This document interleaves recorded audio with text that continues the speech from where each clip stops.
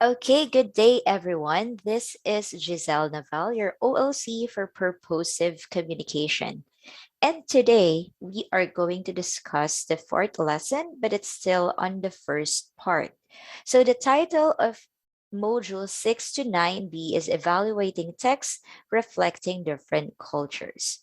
So I have later on, we have an activity which would require for you to analyze a certain text and how it is a reflection of the culture of a certain nation. Okay, we will also be discussing about some other things. Therefore, what we hope to achieve for this session are the following. We have to know the definition of text.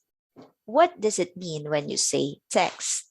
Also, we need to have a solid grasp of what cultural text is, as well as the elements that would make a text cultural or that would suggest the culture within a text. Next, you will also know about some sample texts and their specific purpose. Also, you would have an understanding of the different types of text. So there will be 4, and you will know each of them later on. Also, we would be discussing how to evaluate images or text with different cultures. All right, so let's start with the definition of a text. Okay, it is not limited to something written down. Actually, a text can be a film, an artifact, or anything in a language and culture that conveys meaning. All right. So this goes out of the box of the usual text that we know. So the usual text that we know, there are printed words, and then it's something that can be digital, or it's something that can be a hard copy of it, right? But basing on the definition, as long as a language is being used and you know culture is being reflected in order to convey the meaning of something, it is also categorized as a text. Basically, a text can be a material, like a film, an artifact, a simple announcement, right? Even videos can be considered, vlogs can be considered as texts. Now, on the other hand, what are cultural texts? So, cultural texts basically are materials that convey the culture of a certain group of people, community, or even a nationality. It also refers to those objects, actions, and behaviors that reveal cultural meaning. Okay,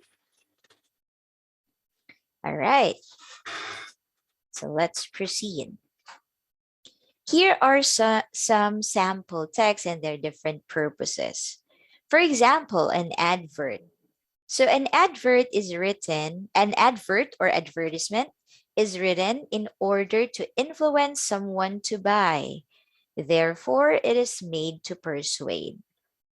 So when we talk about persuasion, it's the art of convincing someone.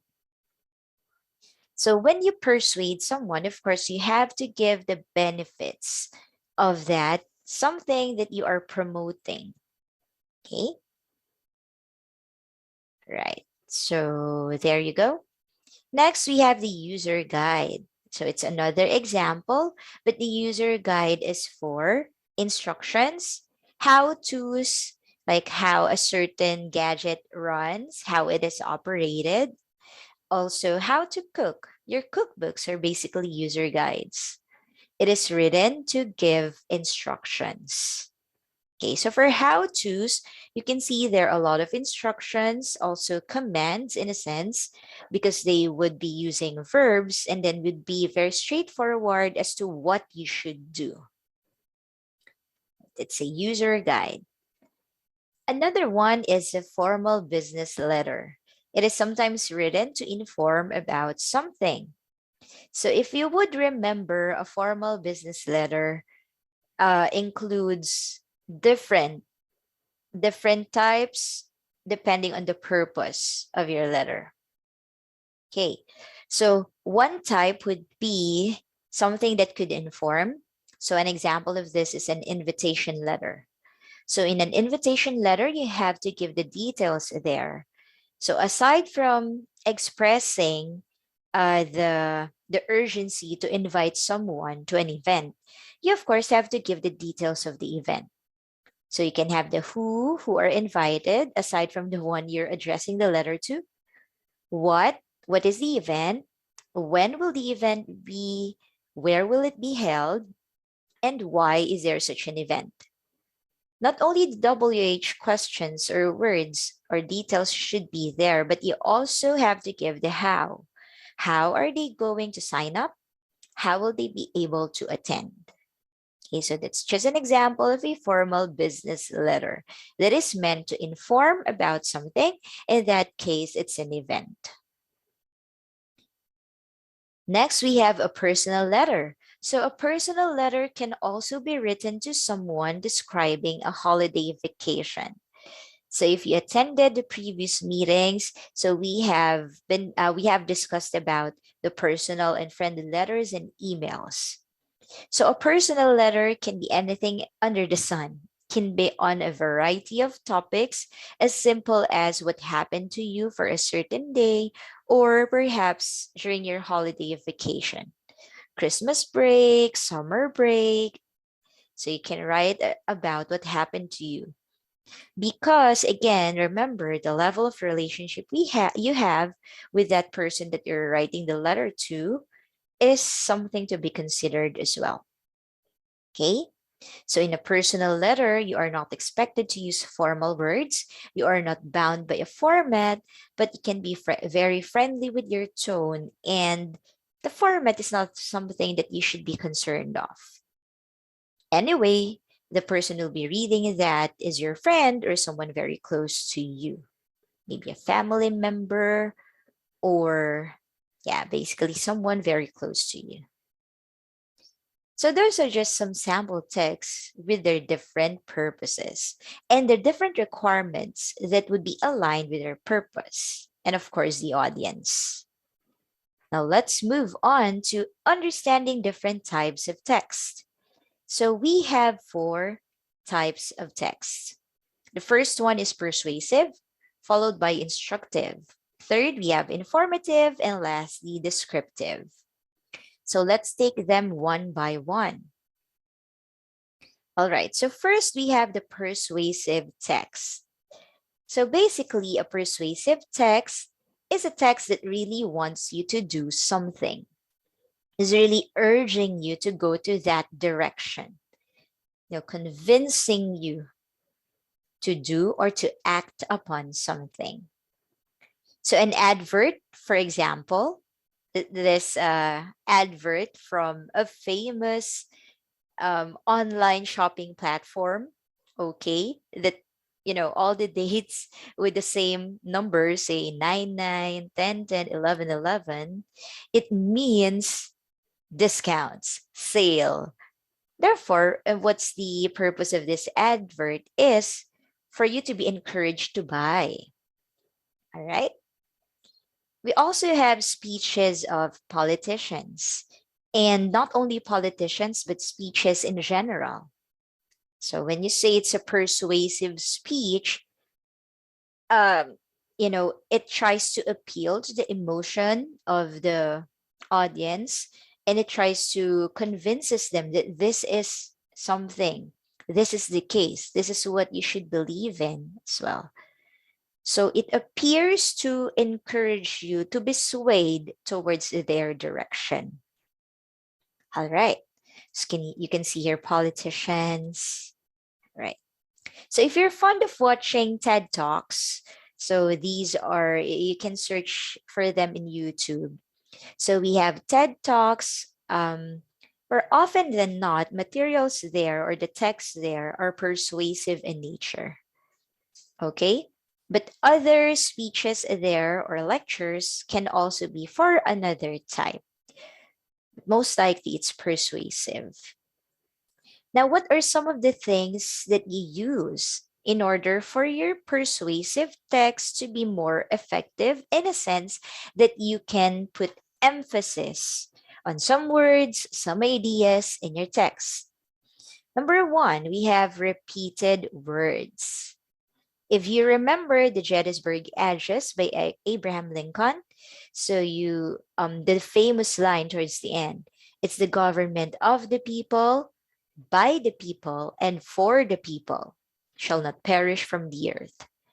So you see there the repeated word, which is people, and you also saw the repeated structure of, by, for. So that's a preposition plus the word people, or the object of the preposition.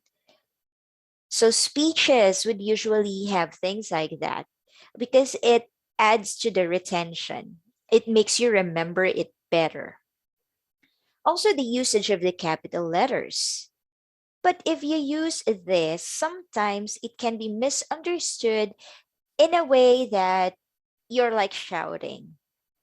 So it's not limited to the materials or the text that we hear or that we listen to from other people, but it can also be from the text message, as in the SMS that we receive, or in the instant messages that we receive.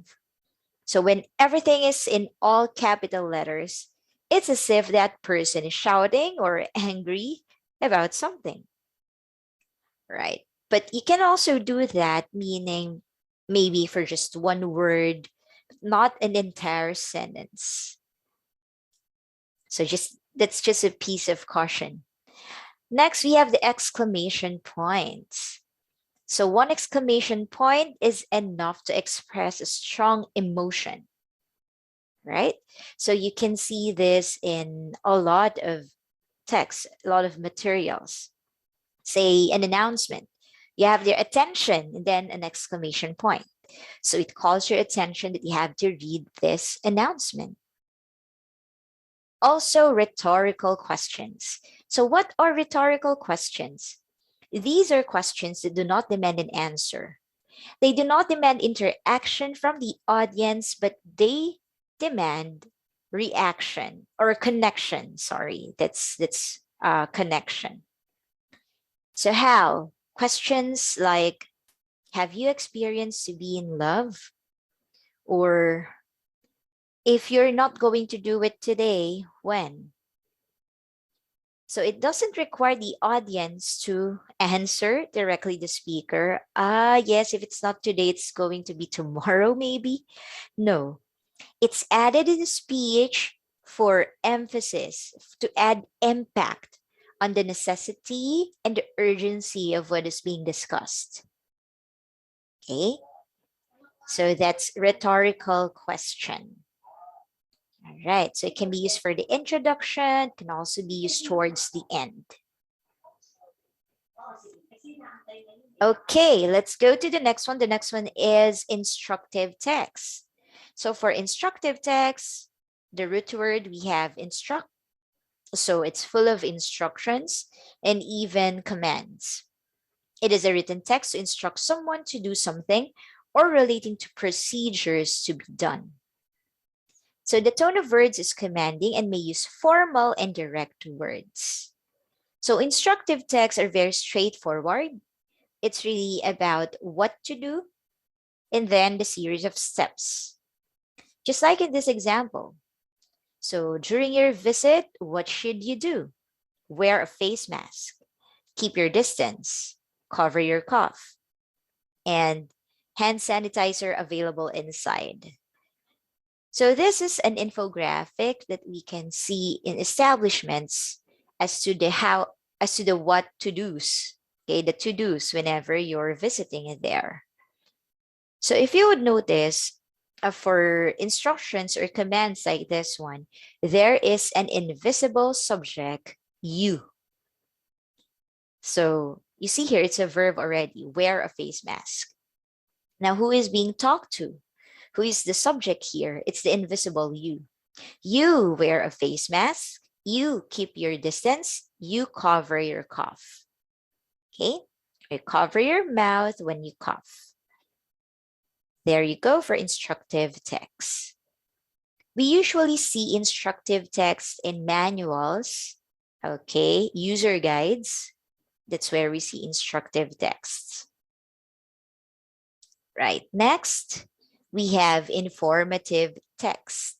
So for informative text, it is defined as a text which contains factual information and step-by-step procedures. You might be asking, I thought that what's instructive text if we are dealing with the procedures? In the informative text, it's more detailed, okay? If it's going to be a more straightforward one, more on the commands, formal and direct language, you have the instructive text. But if added explanation is given, if it's more detailed, you have the step there and then there would be an explanation about it. It's more informative than instructive, okay? Also, it contains facts. So facts can be based from research and all other data, therefore giving you certain information about a topic.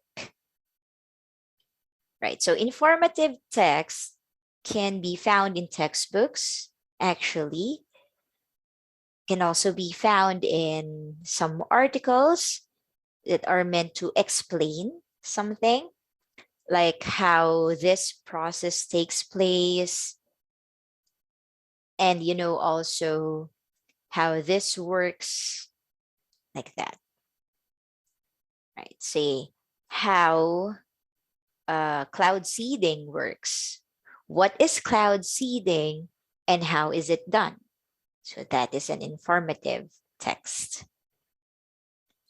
All right, examples. Also, we have the things that we find in the newspaper, what are the, it's meant to inform. Also, announcements, reminders in bulletin boards. Okay. Lastly, we have the descriptive text. So for a descriptive text, it aims to describe a person, things, or events by using adjectives or adverbs to clearly emphasize the description process. Okay? Again, you have to take note of the word adjectives and also the adverbs. Adjectives describe persons, things, and events, or even a situation. Adverbs, on the other hand, describe verbs, adjectives, and other adverbs. For example, talking about the color of of a certain material. It's blue. Okay, but then you have another adjective which is light, say light blue. Okay, so that level, how blue is it? That's an adverb, right? Also, how to describing the verb, say she walks slowly. So how does she walk? Slowly. Slowly is an adverb. Walk is a verb. Okay, so like in this example, the basic sentence is the leaf fell off the tree. Okay, so in the detailed sentence, we can have adjectives or we can add adjectives and adverbs. Let's say we can add what color the leaves are or the leaf is, and we can also add how it fell off the tree. All right, say the green leaf slowly fell off the tree. So that's a more detailed sentence, including the color of the leaf and how it fell off the tree. Another one, we have the basic statement, his eyes were like the color of the ocean on the clearest day. In this sentence, it's not necessarily basic, but it's using another way to convey information. It makes use of literary or figurative language, which is for creative writing, actually. So we're like the color of the ocean on the clearest day. So the color of the eyes were likened to the color of the ocean. All right. So this, in sense, is a simile. So that would fall under literary or figurative language, under creative writing. But if we want to be detailed about it, we could just describe really the color. So if it's the color of the ocean in the clearest day, perhaps it's a vibrant blue. Say his eyes, the color of his eyes is a vibrant blue. Therefore, it's a more detailed sentence, clearer in the sense because you have there your specific adjective to describe the color of the person's eyes. Right. So descriptive text, you usually have this for, say, product reviews, wherein you have to give the features. And it can also be for narratives, stories. Stories are high in description because you have to imagine it on your own. You really have to know the details in order for you to further visualize it on your own, because reading a story would require someone's imagination. Right. So you can be detailed like that by making use of adjectives and adverbs. Next up, we have the last part, which is what are the things that you need to consider, or the guide questions in evaluating messages or images of different types of text reflecting different culture. So the first question that you need to consider is, what is the message of the text or image? So when we talk about message, what is it trying to say? Okay. Next, we have the purpose of the message. So we have the different types of text earlier. We have the informative, instructive, descriptive, and the persuasive. So those are also the basic purposes. So is the text meant to inform? Is it meant to instruct? Is it meant to persuade? Or does it merely describe? Next, how is the message conveyed by the text or message or image? How is it conveyed? What are the things that you see in the text or the image that contributed to the message of the material? Who is the target audience? Do you think it is intended for everyone or for a certain group? And lastly, what are the other ways of presenting the message? What are other things that you could think of on how it could have been presented in a better way, or how you could improve its presentation, or how could it be presented and still carry the same message? All right, so let's review again. What is the message? Of course, it's the first question. What is the purpose? How was it conveyed? What are the elements used? Who is the target audience? And lastly, what are the other ways of presenting the message? Let's have an example. All right. So we usually see this in comfort rooms. So first, what is the message of the text or image? So the message of this one is, to state that boys are allowed, or the males are allowed in that area, wherever you saw it. Okay. So the purpose of the message is basically to inform that males are allowed in that area. Next, the third one, how is the message conveyed by the text or image? So it made use of an image, which is that of the male, and it also made use of a text saying male. We don't see any X mark there. We don't see anything that would signal that they're not allowed. So perhaps this area where this is posted is telling us that the males are allowed here. So how was it conveyed? The use of an image that resembled the male, and also a word which says male. Now, who is the target audience? Is it only specific to the males, Or can the females also understand this? Well, the target audience can be everyone, males, females, children, adults, right? And what are the other ways of presenting the message? Well, instead of using a graphic like that and just a word, maybe a simple announcement like one sentence. Males are allowed here. Or this is the males, this is for the males, or this is the males area. Something like that. So it's another way of presenting the message to carry the same meaning. All right. So with that said, and with the example given, I hope that you were able to understand how the purposes would work together, how a certain purpose would work together with the message, and how the elements found in the text or in a certain material would contribute to your understanding of its message.